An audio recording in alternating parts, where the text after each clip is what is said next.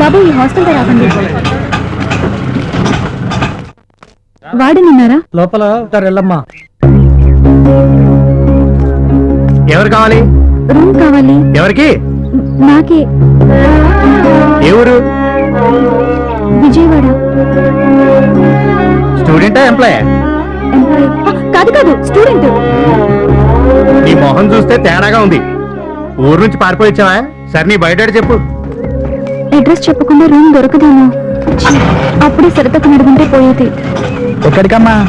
చెప్తా కదా.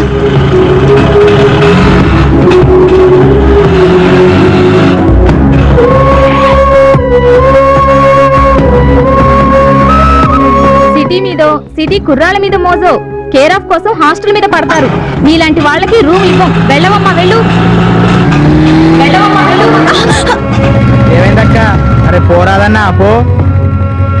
ఏందక్క మధ్యాహ్నం నుంచి తిప్పుతూనే ఉన్నావు? ఈ సిటీ కొత్త ఏంటి? ఎక్కడి పోలో చెప్పరాదు. ఉండటానికి నాకు రూమ్ కావాలి. ఈ మాట ముందే చెప్పొద్దా? ఈ పాటికి రూమ్ దొరికేది. కూర్చో అక్క, నేను తీసుకుపోతా.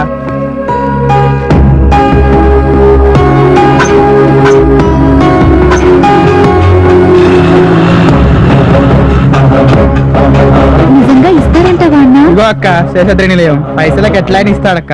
ఈ సిటీలో ఎవ్వడియా పైన ఈ శేషాద్రి మాత్రం ఖచ్చితంగా ఇస్తాడు. మనిషి మంచోడే. చూడు ఇల్లు పెరిగిందేమని కొలుస్తున్నాడు. అక్క నా కిరాయ్.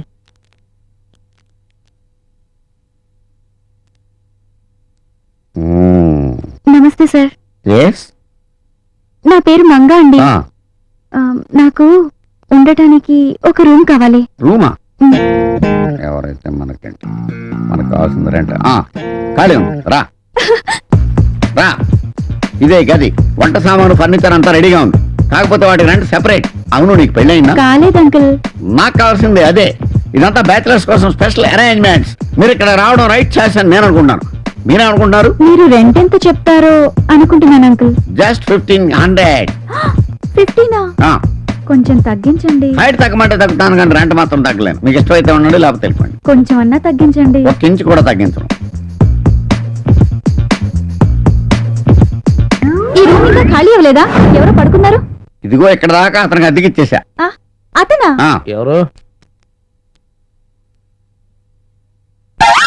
నువ్వా? ఏంటి ఇక్కడ? ఏం ఇద్దరికి ఇంతకు ముందే పరిచయం ఉందా? పరిచయం కాదు అంకుల్, పగుంది. పొద్దున్నే గుద్దు మరీ గొడవ పెట్టుకుంది. నేను అనాల్సిన మాట నువ్వంటావేంటి? మీ గొడవలు మీ రోడ్డు మీద కూడా రోడ్డు మీద ఆపండి. మీ ఇద్దరు ఒక చోట చేరారు. మీ ఇద్దరు కలిసి ఉండాలి ఈ రూమ్ లో. కలిసి ఉండాలా? ఏం మాట్లాడుతున్నారు మీరు? ఒకే రూమ్ లో అబ్బాయి అమ్మాయి ఎలా కలిసి ఉంటారు? మీకు తెలియదు కానీ ఇదే గోవాలో అయితే చిన్న రూమ్ లో 600 మంది అబ్బాయిలు 600 మంది అమ్మాయిలు హ్యాపీగా కలిసి ఉంటారు. ఏంటి? గోవాలో అంతే మరి. అతని పక్కన నేను చచ్చినా ఉండను. నేను అదే అంటున్నాను. నేననేది ఏంటంటే చూడమ్మా, ఉన్నది ఒక్క రూమ్. అతను అడ్వాన్స్ ఇచ్చి ముందు జాయిన్ అయిపోయాడు. ఏం చేయాలనేది నువ్వు నిర్ణయించు. ఉంటే రండి. సార్, ఈ రూమ్ కాదంటే ఈ రాత్రి ఎక్కడికి వెళ్ళాలి? మంచోడో చెడ్డోడో సరే చూద్దాం. ఎందుకైనా మంచిది. నా జాగ్రత్తలో నేను ఉంటాను. సార్, మీరు ఇక్కడే ఉంటారుగా? పక్కనే ఉంటాను. పిలిస్తే పరిగెత్తుకొస్తాను. అతనిది దాటి రాకూడదు. ఈ గీత దాటి రాకూడదు, అంతే కదా? Idea can change your life. Chandana brothers sponsors తో ప్రాబ్లం సాల్వ్డ్. నా రెంట్ మాత్రం ఏమో. అమ్మయ్యా, ఎలాగైతేనే ఉండటానికి రూమ్ దొరికింది. రేపటి సంగతి రేపు.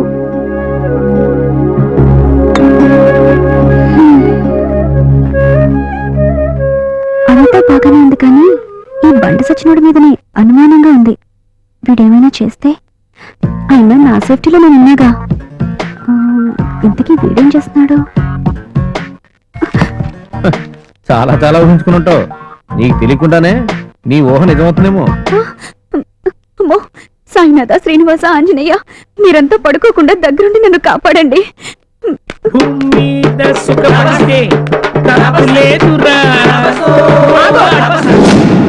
ఏంటి ఏంటి ఇంత లేటు? ఏంటి? జాబ్ అన్నాక అనేక పనులుంటాయి. నీళ్ళు ఏంటి? నీవెప్పుడు పడితే అప్పుడు రావడానికి ఇది ఇల్లు అనుకుంటున్నావా, లాడ్జి అనుకుంటున్నావా? అంత పెద్ద పెద్ద మాటలు ఎందుకులే. నీళ్ళు నిన్ను అంత తేలిగ్గా నమ్మకూడదు.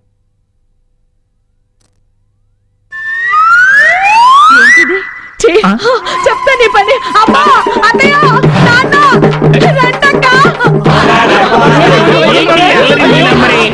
ఏందమ్మా, ఏమైంది?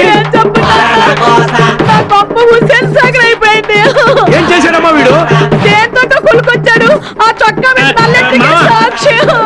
ఏ పాపం తెలీదు నన్ను నమ్ము మావా. నీకేం తెలియకుండా నీ చొక్కా మీద ఎంట్రీకి ఎలా వచ్చిందా?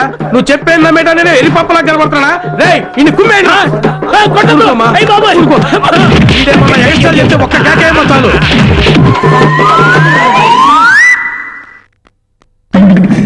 ఏడ్చుకుని అలా ఉన్నా చుట్టాలు వచ్చారా? మొన్నక చుట్టాలు వచ్చారు. ఇదిగా మనిషికో ప్రాబ్లం. నేను ఏ విధంగా నీకు హెల్ప్ చేయలేకపోతున్నాను. నిన్న ఆ దేవుడే కాపాడాలి. అమ్మో సినిమాకి టైం అయిపోతుంది.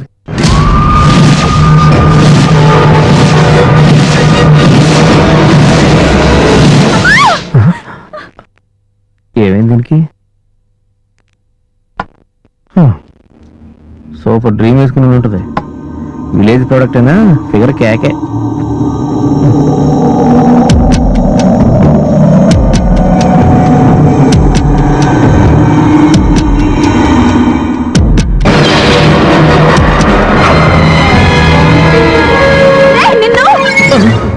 చిచి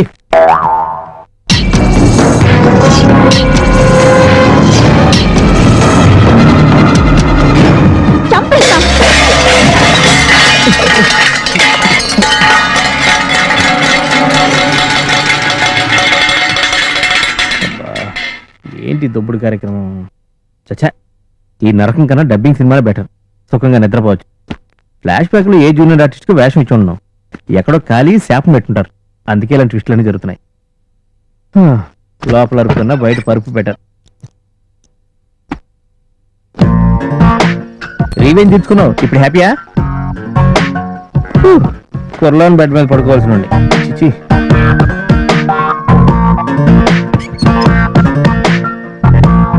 ఏ తల్లి ఇక్కడ కూడా పడుకునేవా?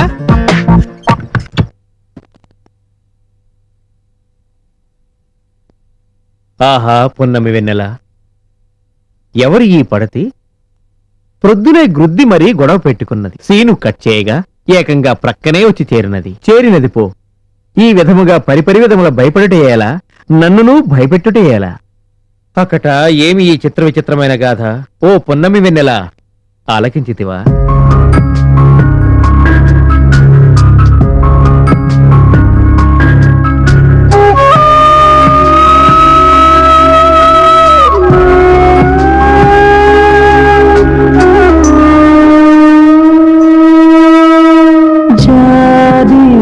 జతగరావే చోలాని పాటలు తేవే వెన్నెల ఇటుగరావే కమ్మని కలలే తేవే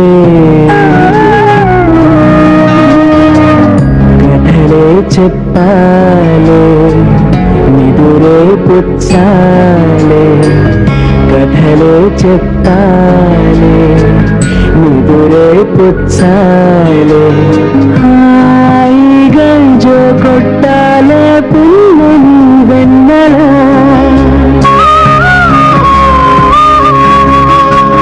పున్నమి వెన్నెల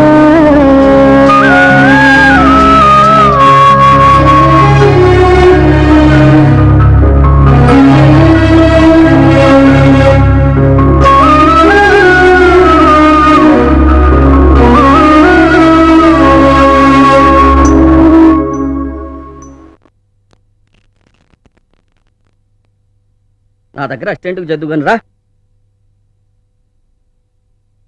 సార్ నమస్కారం సార్.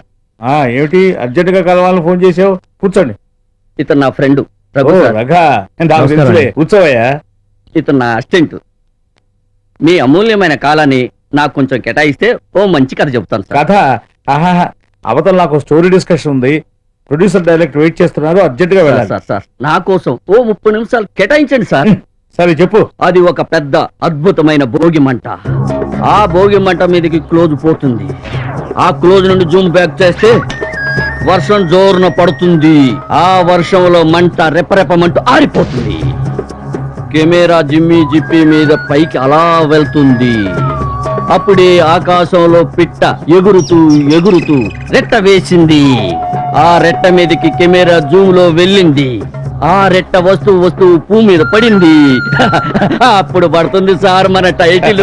ఏంటి డైరెక్టర్ టైటిల్? కాదు సార్, మన సినిమా టైటిల్. ఓహో, పిట్ట రెట్ట. ఎలా ఉంది సార్? నీలాంటి హాఫ్ నాలెడ్జ్ వేదల వల్లే చెత్త కథలు వస్తున్నాయి. నీలాంటి వాళ్ళు ఉండబట్టే ప్రొడ్యూసర్లు సముద్రంలో దుక్కుతున్నారు, ఆడియన్స్ తెరలించి ఇచ్చేస్తున్నారు. లే సార్ రిలాక్స్ సార్, రిలాక్స్. నాకు ఒక మంచి నిర్మాత దొరికాక నా సినిమాకి మిమ్మల్ని డైలాగ్ రైటర్ గా నేను రికమెండేషన్ చేస్తాను సార్. నన్ను రికమెండ్ చేస్తావా? లే ఓ, లే రఘు లేరా? రఘు నువ్వు కూర్చో. వస్తాను సార్. ఓ, మళ్ళీ రావద్దు. నువ్వు కనబడ్డావంటే బట్టలు ఫ్రై చేసేస్తాను. చూడు బాబు రఘు, నేనెందుకు కూర్చోమన్నానో తెలుసా? నీలాంటి యువకులందరూ సినిమాల్లో చేరి ఇది చాలా విశాలమైన ప్రపంచం అని, అందులో ఆకాశం తెట్టి ఎదిగిపోవచ్చని కళ్ళగంటూ వస్తున్నారు.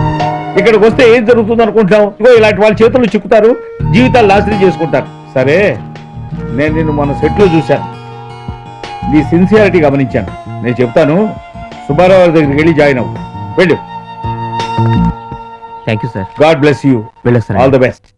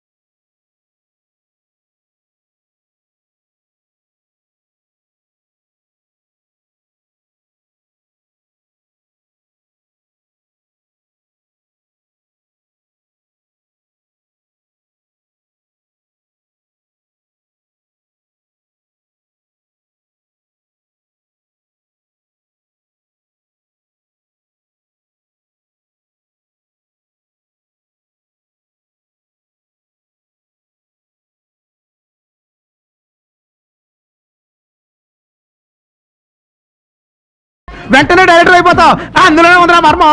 అంత కర్మేంటి బాబాయ్, కథలో విషయం ఉండాలి, మనలో దమ్ము ఉండాలి. ఇవాళ కాకపోతే రేపైనా గుర్తిస్తుంది ఇండస్ట్రీ. Very good. నీలో ఉన్న నమ్మకం చూస్తుంటే నాకు చాలా ముచ్చటేస్తుంది. ఇన్నేళ్ల నా ప్రొడక్షన్ మీద ఉద్యోగం యొక్క అనుభవం, ఎంతో మంది అసిస్టెంట్ డైరెక్టర్లు ఈ తెలుగు నేల మీద పుట్టి ఈ తెలుగు చలనచిత్ర చరిత్రలో తనకంటూ ఒక పేజీ ఉండాలని ఎంతో మంది అసిస్టెంట్ డైరెక్టర్లు ఈ కృష్ణానగర్ ఇందిరానగర్ రోడ్ల మీద ఎంతో ఆశతో ఎదురు చూస్తున్న వాళ్ళ యొక్క పట్టుదల చూపులు నీలో నాకు కనిపిస్తున్నాయి. ఈ కళమ తల్లి ఎవరి కళ్ళు తెరిపిస్తే ఈ తెలుగువాడి ప్రతిభ ప్రపంచానికి తెలుస్తుందో ఆ కాలమే నిర్ణయించాలి. నువ్వు సాధిస్తావనే నమ్మకం నాకుంది. All the best. సరే బాబాయ్, నేను వెళ్ళొస్తాను. Okay, bye Raghu. Hi hi. ఇదిగా దమ్ బిర్యానీ, ఈ రాత్రి కూడా బాగా అరవగా తిను. నాకొద్దు. నాకొద్దమ్మా, తిను. వద్దన్నానా? అసలు నువ్వెవరు? నీకు నాకు సంబంధం ఏంటి? నేను తిన్నానో లేదో నీతో చెప్పానా? నేను బిర్యానీ ప్యాకెట్ తెమ్మని అడిగానా? ఇలా ఏదో ఓ సాకుతో నాతో మాట్లాడాలని ట్రై చేయకు. యాపు, అసలు నీ గురించి నువ్వేమనుకుంటున్నావు? ఏదో పాపం తిందో లేదో అని మానవత్వంతో బిర్యానీ తీసుకొస్తే సీల్ రాకాసులకి చిందులేస్తావా? ఏయ్, మాటలు మంచిగా రాని. రాకాసి గీకాసి అంటే నేను ఊరుకోను.